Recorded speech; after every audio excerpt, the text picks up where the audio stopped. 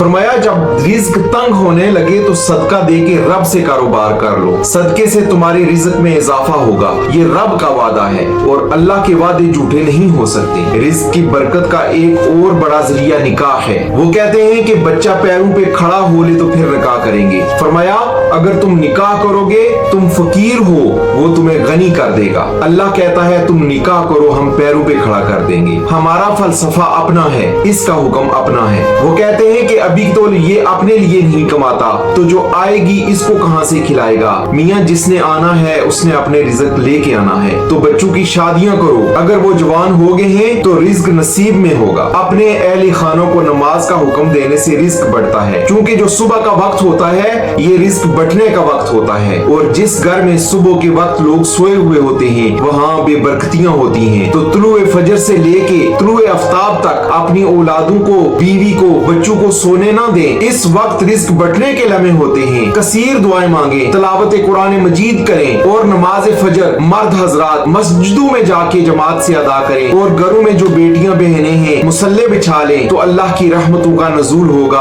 अब एक हदीस में रिज्क के इजाफे का एक और नुस्खा इरशाद फरमाया गया है। मेरे हुजूर ने फरमाया जो शख्स ये चाहता है कि इसके रिज्क में बरकतें हों और उसकी उम्र में इजाफा हो तो वो अपने रिश्तेदारों के साथ अच्छा सलूक करे। रिश्तेदारों के साथ अच्छा सलूक करोगे तो फिर तुम्हारे रिज्क में बरकत होगी। गरीब हैं तो इनकी मदद करो, इनकी बेटियों की शादियां अपने ज़िम्मे ले लो। अगर अल्लाह ने आपको वुसअत दी है तो इनकी परेशानियां बांट लो, इनका कर्जा उतार दो और इनका कर्जा उतारने की कोशिश करो और इनको मुश्किलात से निकालने की कोशिश करो। तुम इनको मुश्किलात से निकालोगे, अल्लाह ताला तुम्हें मुश्किलात से निकालेगा। तुम्हारे रिज्क में बरकतें होंगी और तुम्हारे माल में भी बरकतें होंगी। फरमाया बेहतरीन सदका वो है जो नाराज गरीब रिश्तेदार को दिया जाए। अगर वो फंस गया है, मजबूर है, नाराज है तो इसको अगर देंगे तो तुम्हारा नफ्स इसमें शामिल नहीं होगा। तो ये अफजल सदका है जो हर सूरत में कबूल ही कबूल है। रिज्क में इजाफे का एक और सबब अल एहसान है। जो कमजोर लोग हैं इनके साथ अच्छा सलूक करना, तालिब इल्मों पे खर्च करना, ये भी रिज्क में इजाफे का सबब है और रिज्क में इजाफे का जरिया है। और एक और वजीफा है और वो ये कि मगरिब के बाद 21 मरतबा सूरत अल कौसर पढ़ लें, रिज्क में कसरत हो जाएगी इंशाअल्लाह। अव्वल व आखिर दुरूद शरीफ पढ़ लें, 5-7 मिनट लगते होंगे तो सूरत कौसर 21 मरतबा रोजाना मगरिब की नमाज पढ़ें। और अगर बहुत ज्यादा मसाइल हैं तो हर नमाज के बाद पढ़ लें तो इंशाअल्लाह आप देखेंगे कि घर में बरकतें उतरती हुई महसूस होंगी, अनवार का नुज़ूल होते महसूस करेंगे। तो ये वो रिज्क के असबाब हैं, अगर हम इख्तियार कर लें तो हम अल्लाह ताला की खास रहमतों के हकदार होंगे इंशाअल्लाह। अल्लाह ताला हमारी मुश्किलें आसान फरमाए और हमें वसी तैयब हलाल रिज़्क अता फरमाए। और इस वीडियो के आखिर में मैं ये कहना चाहता हूँ कि अगर मेरी ये वीडियो आपको अच्छी लगे तो इसे लाइक जरूर करें और अपने दोस्तों के साथ शेयर करें। हो सकता है आपका एक शेयर किसी की जिंदगी और दिल बदल दे और आपके लिए भी बाइस सवाब बने। बहुत शुक्रिया।